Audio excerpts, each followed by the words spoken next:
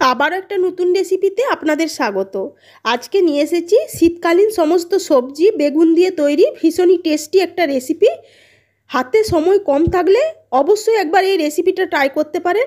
আশা করি আপনাদের ভীষণ ভালো লাগবে। আর যদি ভালো লেগে থাকে তাহলে যারা এখনও আমার চ্যানেলটি সাবস্ক্রাইব করেননি তারা আমার চ্যানেলটা সাবস্ক্রাইব করে পাশে থাকা বেল আইকনটা প্রেস করে দেবেন এইরকমই নানা ধরনের রেসিপি পাওয়ার জন্য।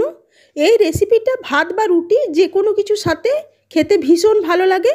আর দেখবেন শীতকালে প্রচুর নানা ধরনের সবজি পাওয়া যায়, তাই সমস্ত সবজি দিয়ে এই রেসিপিটা ভাতের সঙ্গে ভীষণ ভালো লাগে।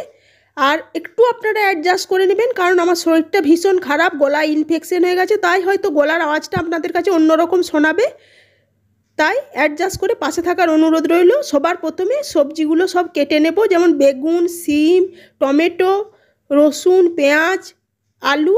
ফিরে আসছি সমস্ত রকম সবজি কেটে নেওয়ার পর। আর এইরকম নানা ধরনের রেসিপি আমার চ্যানেলে আছে, দেখতে ইচ্ছা হলে আমার চ্যানেলে চেক করে নিতে পারে। স্কিপ না করে পুরো ভিডিওটা দেখতে থাকুন, আশা করি আপনাদেরও ভীষণ ভালো লাগবে। এখানে আমি বেগুনগুলো চাকা চাকা করে কেটে নেব, এবং বড় সিম হলে সেগুলো দু অর্ধেক করে নেব, এবং ছোট সিম হলে একটা গোটায় রেখে দেব। আর এই যে সিমের আঁশগুলো ছাড়িয়ে নেব। এইভাবেই সব কটা সবজি আমি এখানে কেটে নেব। আর এখানে আপনাদের একটা ছোট্ট টিপস দিয়ে রাখি, বেগুন কেটে ভালো করে ধুয়ে নেবেন, না হলে বেগুনের যে কালো কালো কষ পড়ে যাবে বেগুনটার মধ্যে। ফিরে আসছি সমস্ত সবজি কেটে নেওয়ার পর। নমস্কার, সুরভি রান্নার তরফ থেকে সকলকে স্বাগত।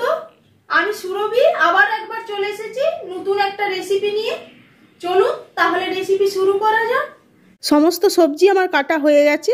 আর এই রেসিপিটা বানানোর জন্য আমার 2 পিস মাছ লাগবে, আমি যে অনুপাতে বানাবো। আর চেষ্টা করবেন পেটির মাছ নিতে, তাতে সুবিধা হবে। আমার কাছে পেটি 1 পিসই ছিল, তাই আমি পেটি আর এই গাদা দিয়ে রেসিপিটা তৈরি করছি। মাত্র 2 পিস মাছ দিয়ে পুরো পরিবারের জন্য এই টেস্টি রেসিপি তৈরি হবে। সবার প্রথমে এই সবজি আর মাছের মধ্যে নুন আর হলুদ মাখিয়ে নেব। এই যে দেখুন, আমি বেগুন, আলু সব চাকা চাকা করে কেটে নিয়েছি, টমেটোটাকেও 2 অর্ধেক করে নিয়েছি। এইভাবে হাত দিয়ে ভালো করে নুন আর হলুদটা সবজির মধ্যে মাখিয়ে নেবেন। সমস্ত সবজি এবং মাছের মধ্যে নুন আর হলুদ মাখানো হয়ে গেছে। এবার রান্নাটা করার জন্য গ্যাসে এরকম ধরনের চ্যাপ্টা প্যানগুলো নিয়ে নেবেন, এতে রান্নাটা করতে সুবিধা হবে। এবার প্যানটা গরম হয়ে গেলে এর মধ্যে দিয়ে দিলাম সর্ষের তেল। এবার তেলটা ভালো মতো গরম করে নেব। তেলটা গরম হয়ে গেলে এবার এর মধ্যে একে একে মাছ, বেগুন, আলু, সিম, টমেটো আর 4 থেকে 5 কোয়া রসুন একেবারে একসাথে ভাজা হতে দিয়ে দেব। আর এই কারণেই আপনাদেরকে এরকম ফ্ল্যাটওয়ালা প্যান নিতে বলেছিলাম, এইটা সুবিধার জন্য একসাথে সুন্দর করে এগুলো সাজিয়ে ভাজা হতে দেব। আর শীতকালে দেখবেন সমস্ত রকম সবজি বেশ ফ্রেশ পাওয়া যায় এবং খেতেও ভালো লাগে এইভাবে বানালে।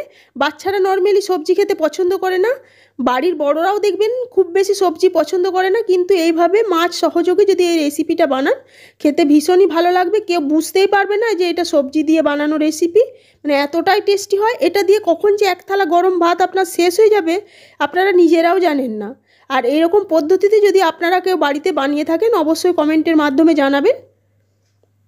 ফিরে আসছি সব কটা সবজি উল্টে পাল্টে ভেজে নেওয়ার পর।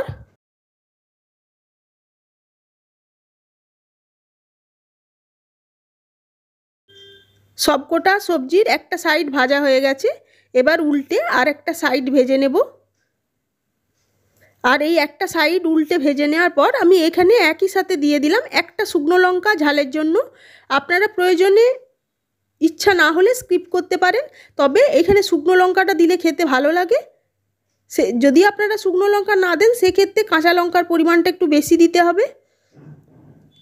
ফিরে আসছি সবকটা সবজি উল্টে পাল্টে ভেজে নেওয়ার পর। আর দেখবেন সাধারণ সবজি দিয়ে এইভাবে একটু স্পেশাল করে বানালে ভীষণ ভালো লাগে খেতে। ডেলি ডেলি একঘেয়েমি এই সিম, বেগুন, তরকারি, মাছের ঝোল এগুলো খেতে ভালো লাগে না, কিন্তু এইভাবে বানালে ভাতের সঙ্গে ভীষণ ভালো লাগে। এই যে সবজিগুলোটা ভাজা হয়ে গেছে সেগুলো আলাদা পাত্রে তুলে নেব, আর বাকি যেগুলো ভাজা হতে বাকি আছে সেগুলো হালকা করে ভেজে নেব। বাকি সবজিগুলো ভাজা হতে হতে এই যে সবজিগুলো ভাজা হয়ে গেছে এগুলো একটু সাইড করে নিলাম ঠান্ডা হওয়ার জন্য। আর এই সময় এই যে মাছটা নিয়েছি, ভেজে রাখা মাছটার কাঁটাগুলো ভালো করে বেছে নেব। একটু ধৈর্য ধরে করবেন, মাছটা একটু ঠান্ডা হয়ে যাওয়ার পরই করবেন, আর পেটি নিতে বলেছিলাম এই কারণে, কারণ পেটি হলে মাছের কাঁচরাটা বাছতে সুবিধা হয়, গাদার পিস হলে একটু ধৈর্য ধরে টাইম লাগে বাছতে। এই যে সুন্দর করে মাছের কাঁটাগুলো বেছে মাছটা আলাদা করে নেব। খুব সাবধানে করবেন যদি বাচ্চাদেরকে খাওয়ান, কারণ কাঁটা থাকলে মুশকিল হবে।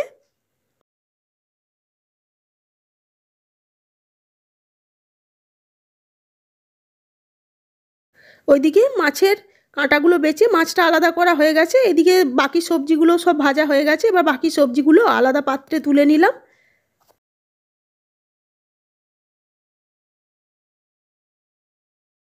এই যে কাঁটা ছাড়ানো মাছটা হাত দিয়ে আর একটু ভালো করে ম্যাশ করে নেব, এবং সবার প্রথমে শুকনো লঙ্কাটা ম্যাশ করে নেব, এবং রসুন ভেজে রাখা যে রসুনগুলো এর মধ্যে দিয়েছিলাম সেগুলো, এবং বাকি সমস্ত সবজি হাত দিয়ে চটকে এর সাথে ভালোভাবে মাখিয়ে নেব।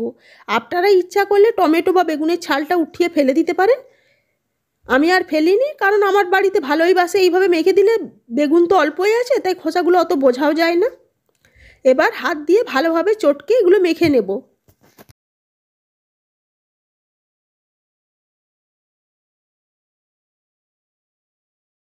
সমস্ত সবজিটা হাত দিয়ে চটকে মাখা হয়ে যাওয়ার পর এবার এর মধ্যে দিয়ে দেব কুচানো পেঁয়াজ, কুচানো কাঁচা লঙ্কা, ঝালের জন্য আপনারা যেমন ঝাল পছন্দ করবেন সেই অনুপাতে অ্যাডজাস্ট করে নেবেন, আর কুচানো ধনেপাতা। এবার সমস্ত উপকরণগুলো হাত দিয়ে ভালোভাবে আবার একবার চটকে মেখে নেব।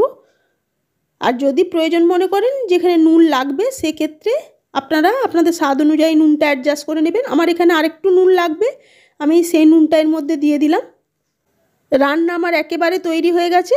দেখলেন তো কত সহজে মাছ, শীতকালীন সমস্ত সবজি, বেগুন দিয়ে একটা টেস্টি ভর্তার রেসিপি বা মাখার রেসিপি তৈরি করে ফেললাম। আমার আজকের এই রেসিপি আপনাদের কাছে কেমন লাগলো অবশ্যই জানাবেন। আজ তাহলে এটুকুই, আবার হাজির হয়ে যাব অন্য কোনো রেসিপির সাথে। সবাই ভালো থাকবেন, সুস্থ থাকবেন, ধন্যবাদ।